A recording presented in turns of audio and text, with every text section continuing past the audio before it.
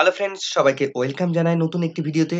এই মুহূর্তে যে গুরুত্বপূর্ণ আপডেটটির দিকে আমরা নজর রাখবো সেটি হচ্ছে প্রাথমিক 2020-22 মামলার আপডেট। প্যানেলে কি স্টে উঠল? 11,700 শূন্য পদের নিয়োগ কবে হবে? সমস্ত বিস্তারিত থাকবে এই ভিডিওর মাধ্যমে। তো চলুন বন্ধুরা, ভিডিওটি শুরু করা যাক। তো ভিডিও শুরু করার আগে বলে রাখবো বন্ধুরা, যারা চ্যানেলটিতে নতুন আছেন অবশ্যই একটু সাবস্ক্রাইব করে রাখার অনুরোধ রইল এবং ভিডিওটি ভালো লাগলে অবশ্যই একটু লাইক এবং কমেন্ট করে যাবেন। তো আমরা জানি গতকাল সুপ্রিম কোর্টের কোর্ট নাম্বার 11 যার সিরিয়াল নাম্বার ছিল 58, 12 জানুয়ারি 2024 তারিখে মামলাটি শুনানি হয়।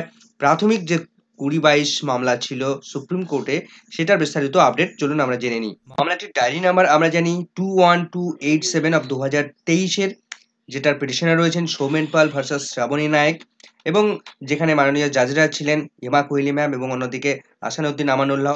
তো এদিন মামলাটি লাঞ্চের পর শুনানির জন্য টাইম ফিক্সড করা হয়েছিল, কিন্তু বিশেষ কারণবশত মাননীয় বিচারপতি ম্যাম হেমা কোহলি ম্যাম তিনি লাঞ্চের পর উপস্থিত থাকতে পারবেন না, যে কারণে সংশয় দেখা দেয় মামলাটির শুনানি হবে কিনা।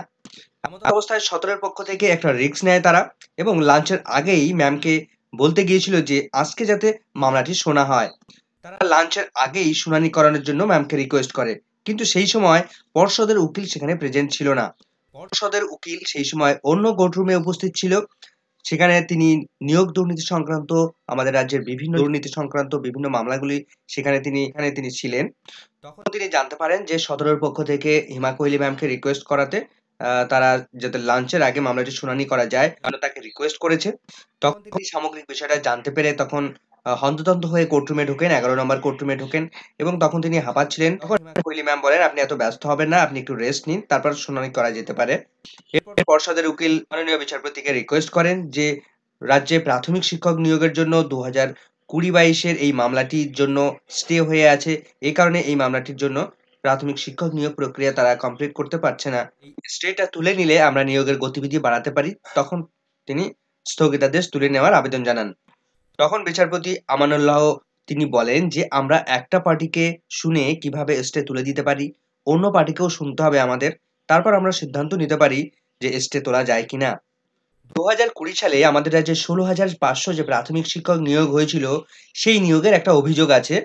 চাকরি প্রার্থীদের পক্ষ থেকে যে অভিযোগটা এলো যে প্রাথমিক শিক্ষা পর্ষদ 16,500 টোটাল শূন্য পদে তারা ভ্যাকেন্সি ফিল আপ করেনি। তাদের হাতে 3,000-এরও বেশি শূন্য পদ ফাঁকা পড়ে রয়েছে, অথচ যোগ্য ক্যান্ডিডেট তারা ইন্টারভিউ দিয়ে, অথচ তাদেরকে প্যানেলভুক্ত করা হয়নি বা মেরিট লিস্টে অন্তর্ভুক্ত না করে প্রাথমিক শিক্ষা পর্ষদ কমপ্লিট করে দিয়েছে, অর্থাৎ তারা জানিয়েছে যে তাদের নিয়োগ প্রক্রিয়া কমপ্লিট হয়ে গেছে, অথচ 3,000-এরও বেশি শূন্যপদ তাদের হাতে ফাঁকা পড়েছিল। তো তারা এই মামলার সঙ্গে পার্টি আছে। তো আজকের এই 3,000-এর পক্ষ থেকে কোনো কেউ উপস্থিত ছিল না আজকে কোর্টরুমে।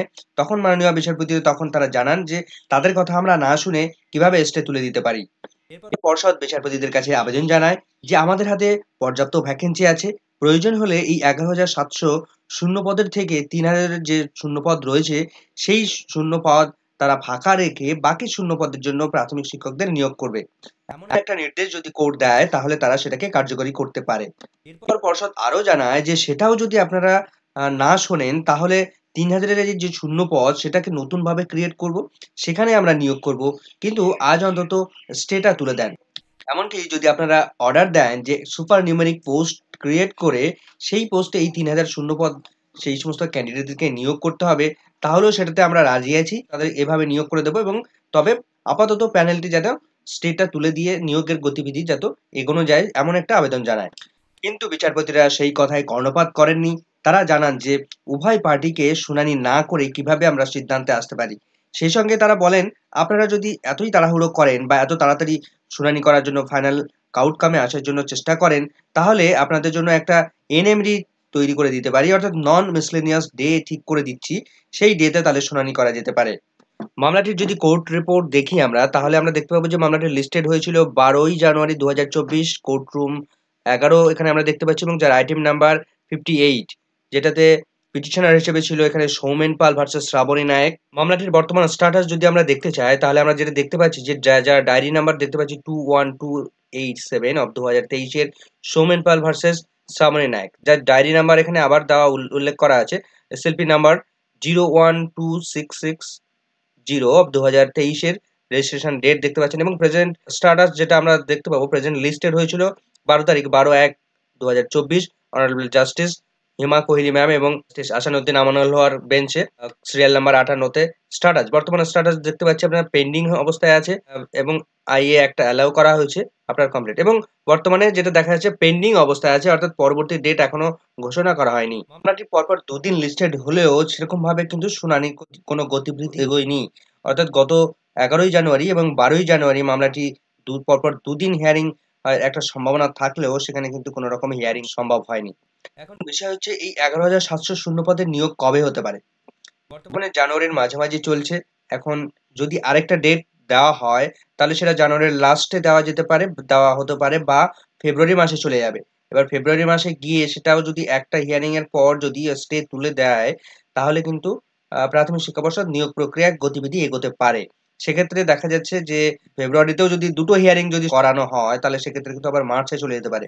আবার তারপরে কিন্তু লোকসভা ভোট আছে, সেক্ষেত্রে কিন্তু যদি এই মুহূর্তে যদি স্টে না তোলা সম্ভব হয় তাহলে কিন্তু আবার লোকসভা ভোটের দামামা বেজে গেলে এই নিয়োগ প্রক্রিয়া যে আটকে থাকবে সে কথা কিন্তু বলাই বাহুল্য।